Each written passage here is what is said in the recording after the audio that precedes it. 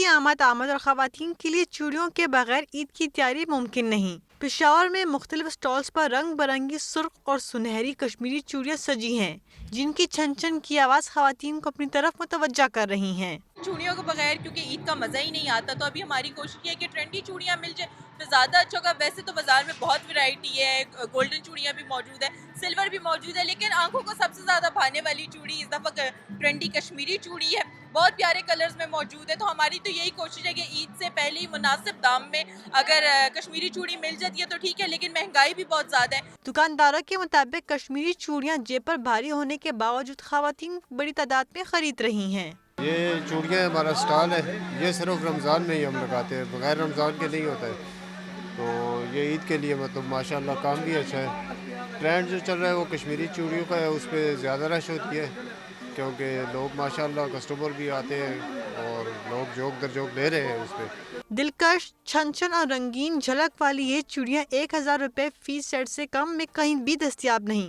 مگر خواتین کے بقول چوڑیاں نہ ہو تو عید کی خوشیاں ادھوری ہیں۔